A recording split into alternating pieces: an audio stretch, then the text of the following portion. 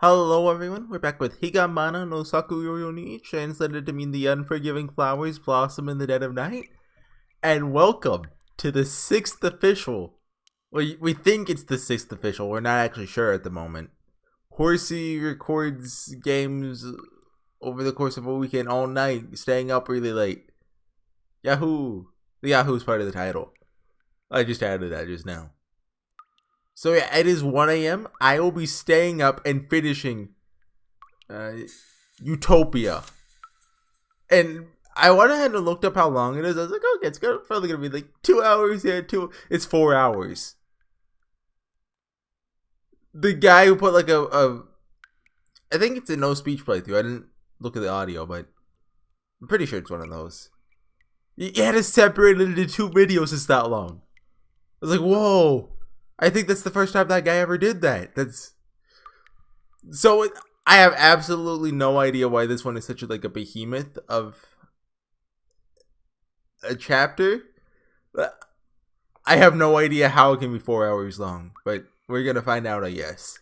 But in other news, though, something that got revealed yesterday: Kikonia, when they cry 5, is getting a simultaneous translation, and nothing has made me happier. I shadowboxed the air. I was like, oh, I've always wanted to try this. I'm so happy I don't even care. And it felt good. I also did some yelling.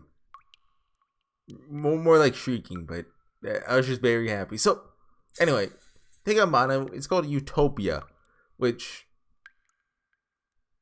There's 2 things I'm thinking of right now. First off, it's like a bully-free Utopia, because bowling is like one of the more consistent themes here. Well, the consistent theme here, rather.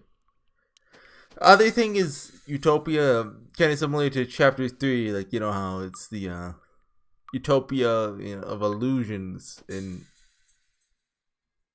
something like that. Both are possible, I guess. I'm expecting this to be a more Higanbana focused chapter, but I don't really know at this point. I was thinking if there's like some pattern between like chapters being like more human or yokai focused. Like, I was trying to separate them into that, but it's kind of hard because they both, like, yokai always have a pretty important role in the story. But like in chapter 1, that's 50-50. Chapter 2, that's 50. Wait, they're all 50. No. In my mind, I kind of separated them. This is like a more human-driven story, or this is a more yokai-driven story. But I felt like it's not clear enough to really make that distinction, so I'm not going to go into that. I was thinking to see if I could, like, brainstorm or logical thinking. I couldn't. So a lone girl went up the stairs. Her gait was slow, step by step, firmly planting her feet on each step. She was slow. Oh yeah, also I decided that after I finish the first night, I'm gonna upload a just a little short series of me doing a playthrough of the letter. After that, I'll be going back to the second night. I already recorded most of it yesterday and the day before. Anyway, the girl climbed the stairs. To this girl, each step of the stairway could be climbed up, but there's no going back down. She could hear the energetic voices of the students sweating during their club activities in the schoolyard. However, the inside of the school after classes had ended was so silent that even a deep sigh would reverberate and echo. So even though she could hear those distant energetic voices from the courtyard, where she resided inside the school seemed like a different world shrouded in silence. That was how far she had separated from them, and it told her that they were in a world she could never cross back into again. She finally came to a halt at the top floor of the rising staircase. And there, the door to the rooftop. Is this gonna start in suicide? Not end in suicide, start in suicide. That dead-end place known as the rooftop was her last stop. But she believed that it was the point of a new departure. Yep, okay. The girl's arms were painfully wrapped in bandages. Or is this... I can't remember her name. Yuko? Yuko? No. No. You know the girl who leapt through... No, wait, I forget the name. It's a really old visual novel. It's getting an anime adaptation this season. And I think next season too, I think it's 2 core. But me, I'm like, no, I'll read it eventually. I'm not gonna watch this. I've heard it's a very big pain to set up. So, I mean, maybe I could do a playthrough on that. Like, it would be fun. Especially just to read, like, an older bit. Like, it was in the 90s, right? Maybe. Although difficult to make out beneath the shadow of her skirt, even her legs had traces of terrible, lingering scars. Those scars weren't caused by bullying or by accident. She wanted all of them, and she inflicted them upon herself. Okay. Because when she'd inflict these large wounds, she knew that she could temporarily escape this complicated, frustrating world.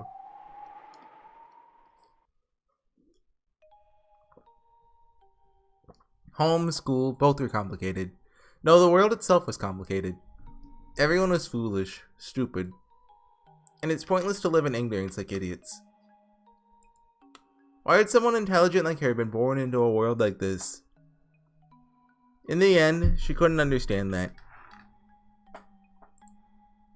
And so the girl held no sadness at all in her expression.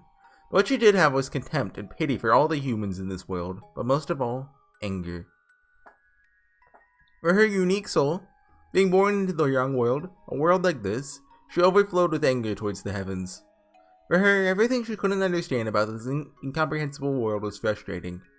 Even worse, her parents, teachers, and her classmates, unable to understand her intelligence, treated her as the same as everyone else. Before long, she could no longer stand breathing the same air as they did. And so she learned to hurt her.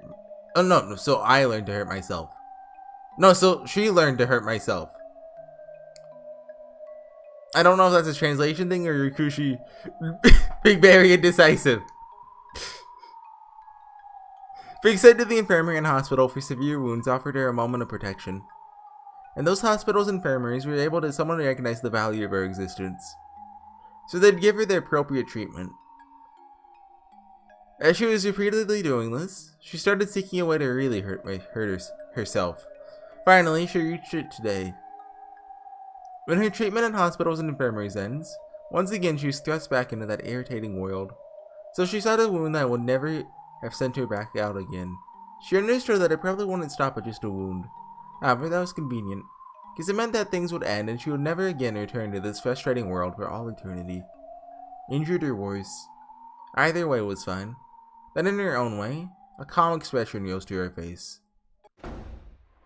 Heading out onto the rooftop, the sharp open air violently scattered her hair with a gush of wind. She could see the other students out doing their club activities, sweating it out in their courtyard. Idiots. Nothing but garbage, every single one of them. Those simpletons with their minds in the gutter flocked and laughed, spread their vulgarity? Yeah, I think I said that right. And sneered at me. You should all die. And when you die, maybe you'll realize how great I am, and then you realize how different my existence is to all of you. But then my brilliant mind tells me, what's wrong isn't this world nor these people. What's wrong is that I was born here. This is a world where vulgar beings live. By mistake from the heavens, I was allowed to be born into this world where I do not belong. In other words, the fact that I am here, that's what's wrong. The girl spits out some saliva. She climbs and then sits on top of the fence. From here, if I take off just like swinging from a swing, I'll release myself from this repulsive world. Well then, come on, a voice whispers. That voice, that offered to save me from this world filled with pain, whispers again. Are you scared? The voice laughs, staring me on. I'm not afraid or anything like that. I abandoned those kinds of feelings long ago. Even if I see tomorrow, it's just because I have to live in this ugly and ridiculous world that nothing else can scare me. Compared with going back to that classroom filled with idiots I despise, something like this is... Stop! Think it over! Killing yourself isn't going to solve anything! And that voice comes suddenly from behind me. Want to take any bets? I'm gonna say... So Marie is the obvious answer. I'm gonna say it's my boy Takashi. Who? I should be the only one on the roof. That voice wasn't like the voices I could hear with my ears that led me to where I am today. It's a voice I could hear only in my mind. Despite that, I knew that the owner of that voice was there. Dang it! I turned around, and I saw a timid-looking girl gazing up at me as I sat on the fence. Please come down from there. It's dangerous up there. Ordering me to get down from there, she reiterates her irresponsible words. I've had enough orders. Just how many insipid, meaningless orders from people like you do you think I've had to listen to? I've had enough. I won't listen to what anyone else has to say anymore. Please, don't jump. After all, if you're prepared to die, there are plenty of things you can do. Huh? I stared dumbfounded at this girl with glasses in her plea. If I'm prepared to die, there are things I can do. What the heck do you mean, things I can do? Well, there isn't. There's nothing. There's nothing left in this world that I want. But I need something. A world that understands my intelligence and nobility. And that isn't here. Therefore, the only thing I should do has been made clear. And that's that I should leave this world I don't belong in as quickly as possible. Leave? You mean die? I'm not dying. I'm just moving from this world of fools to a place more appropriate for me. The voice told me how to cross into that world. The voice. It's what invited me here, and it's the only thing that understands me. That voice just wants you to die. You're being deceived. Don't avert your eyes from the truth. Fight it. Don't misunderstand death as your only way of finding peace. And who are you? You, someone who's been freed by death. I knew. The girl recklessly standing up and involving herself by telling me not to die was actually not of this world. How funny. I've heard of gods of death, but this is the first I've seen one saying live. It's true, I might already be dead. But I mean, it's not like I've been set free or anything like that. That you're in this world, even after death, just means that this world is suitable for you. For a fool with an inferior mind like you, it's quite suitable, wouldn't you say? I'm different. I'm intelligent and noble. That's right, I'm a genius. Since I'm so different, I just cannot be understood in this foolish world. Yes, this is a world of black and white television. Since the television is black and white, no matter what is projected, it all comes out monochrome. For a full color being such as myself, I can only see black and white in this world. There's a high-class world for me. Death will take me to that world. It's only my fairy. But... Later, bye-bye. Well then, take me to that world that suits me. Wait! Ah! Can she use her ghost powers to catch her, or... The girl atop the fence spreads both her arms and leaps into the sky. She doesn't look below her. While looking at the sky above, she flies into that deep, blue world. Or at least she probably wanted to fly into that sky like that. However... in an extremely natural way, she fell straight down. It wasn't in dramatic slow motion or anything of the sort. Leaping from that fence with a whoosh, she was hit suddenly with a crack and splat. In the span of 1 or 2 blinks of an eye, the whole thing was over quickly. I kinda thought this thing would be prolonged for 4 hours. The most important event to her was something pointless to the rest of the world. From the disfigured corpse of the girl, slowly, a red flower of blood bloomed and began to spread. No one in the courtyard realized the fact that she had fallen into a hidden thicket. And from the damp, growing puddle of blood, slowly, countless buds began to spring up. Wait. The unforgiving flowers! They're gonna blossom! In the dead of the night! And those buds slowly spread and opened into large characteristic flowers. Sucking the blood, dyed in a deep red, they were Higanbana. One after another, the Higanbana began blooming en masse, as if they were drinking from the corpse. From the thicket of Higanbana, a crimson arm, silently sprung up, became a form that embraced her corpse. It was the yokai whose name was the same as the Higanbana that were blooming.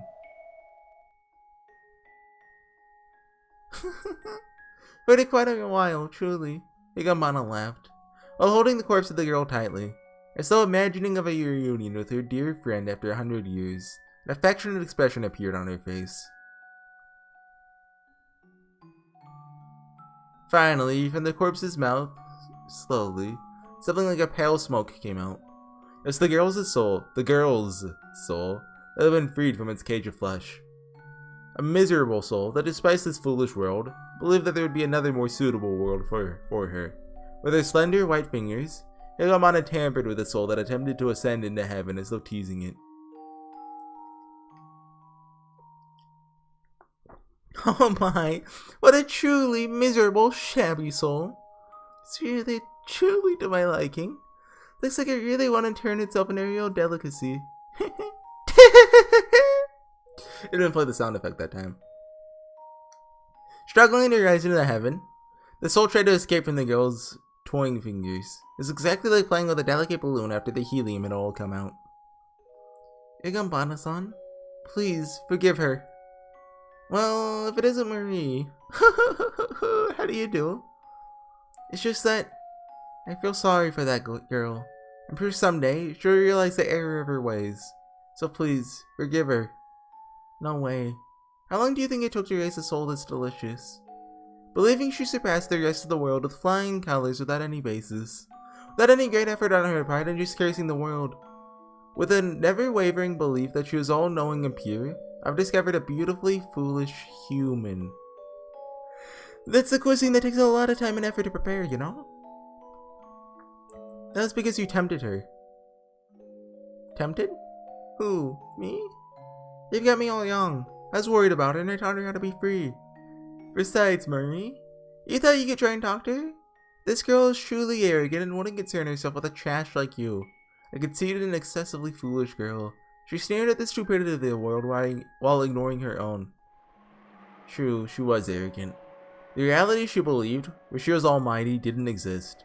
She was not as wise as she believed she was, nor was she as intelligent. What? Wow. I'm so surprised right now. What happened was that others could not see the way she saw herself. So as a self-defense mechanism, she would say it was just because she was better than them. So perhaps it was she who was foolish. She was a foolish girl whose own opinions made her lack the opinion of being understood by those around her. I only taught that kind of girl the joys of pain. I taught her the way to the infirmary, the way to the hospital. I taught her that self-mutilation would become an escape for a brief time. And I taught her that to choose death is to liberate herself from everything and rest. Slowly and carefully, I prepared her delicate spirit and invited her to die. Finally, the girl threw her life away with her own hands. The yokai that invited her was expecting her below, with her mouth wide open. That was the dancing Higanbana, the third-ranking school yokai's hunt. I was expecting it to just kind of cut there, but okay. Higanbana stopped fiddling with the spirit that had been trying to flee to heaven with a giggle. Being removed from the trap, slowly relieved, the soul slowly started ascending to heaven. Sorry, I was taking a drink. Her soul finally may understand. Death would not be a freedom, nor a solution. And I thought that you'd want to appreciate how so very precious life is. At Marie's prayer, Higanbana laughed. That's something you should realize while you're still living, right? Don't you think that it's unfair to understand that because you're dead? Marie could not respond. Now, this girl whose name she didn't even know, who had just come to appreciate the gift of life, had no way of taking it back. But, even still, at the very least, she'd wanted her to understand. However, as Higanbana said, it was already all too late. If there is such a thing as rebirth, I would have hoped that in her next life she would live life to the fullest. However, Marie, who had already passed on, knew reincarnation doesn't exist. When someone dies, that is the end to everything. So her soul has no need to understand, appreciate, much less rest in peace. Does it? Then all at once, the thickest of Higanbana, like serpents, they shot out quickly and captured the soul that was trying to escape to the heavens and swallowed it in their mouths of their petals. I could see what looked like countless snakes imitating flowers leaping upon their prey all at once. The foolish and pitiful soul was greedily torn apart and swallowed by the flower's petals.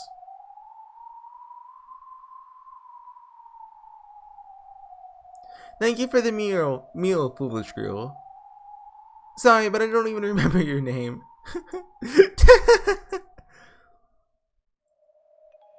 Marie, this is the story of a foolish girl suffering the consequences of her own actions. I only put an end to it.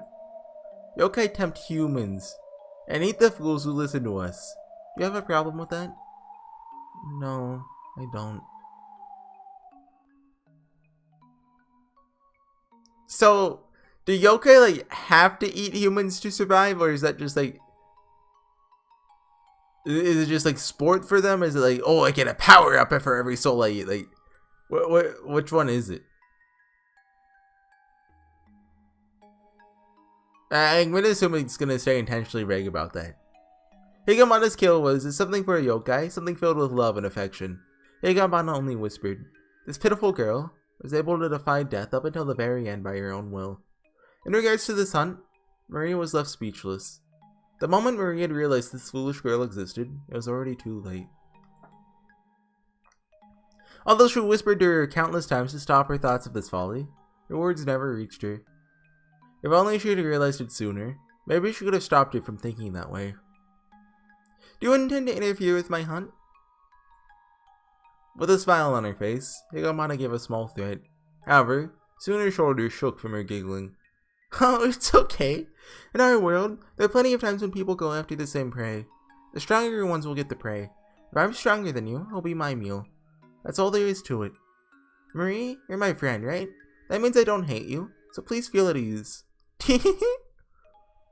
Higanbana was clearly in a good mood. She had finally harvested the spoil she had prepared for so long.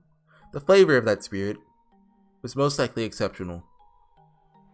See you, Marie. Well done. I need to find the next meal. I want to try a frail, bullied kid this time. Someone pitiful who's bullied in their class and has grown tired of living. I'll sweetly whisper to that child and teach them the delight to escaping to the school infirmary. And from then on, I'll slowly invite them to die. Sure, a pathetic girl like that is here. Because this school is so very large and wide. Leaving that as one-way communication, Higanbana casually disappears. After that, not a single Higanbana flower remained. The large flower of crimson blood was all that was stretched out around the unfortunate girl's corpse. Wait, she still leaves the corpse? I thought yokai like deleted people who they ate from the world. Or is that only sometimes? Even if Higanbana hadn't whispered to her, this girl would have followed the same route someday. However, if I'd realized it earlier, I might have been able to make sure she didn't leave the straight and narrow. Higanbana will find another miserable victim like her and invite them to die. Oh, I just got a Discord message. Froppy has my heart. That is referring to the frog girl from Boku no Hero Academia. You see, I'm very smart, so I say Boku no Hero instead of My Hero. That's the original translation. Higanbana will find another miserable victim like her and invite them to death. Oh, what? Does anyone want to play Apex? If not, I'm going to pass out. I am declaring war on sleep. I cannot. Tonight, we fight for Higanbana. Or, I mean, against Higanbana, if that's how the story's going to go. I have a feeling this is basically setting up for the rest of the story, where Marie will be trying to stop said bullied girl from killing herself. Say it, say it, say it. No, we don't want to play with you. You disgusting Neanderthal. There we go. I might have misspelled Neanderthal. She even gave an advance notice that she's going to find a frail, bullied kid to turn into her prey. I cannot stop Higanbana, but if I find someone likely to be tricked by her first, I may be able to advise them in order to keep them from being misled. Oh my god, what do you want now? That, not me. Do you want to play? And his response was, seen at 1:35. It's 1:30. Well, it was 1:35. Ouch. He said I'm going to bed.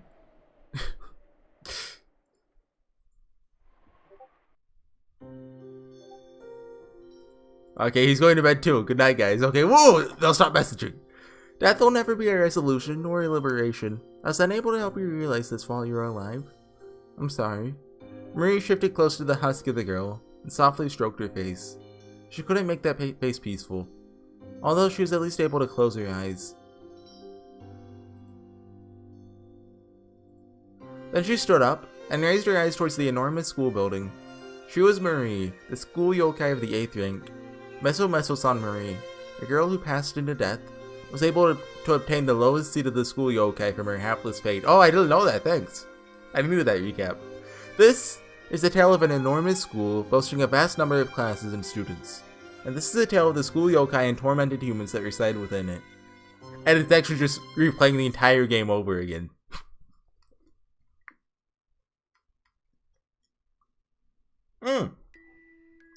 Oh, it says...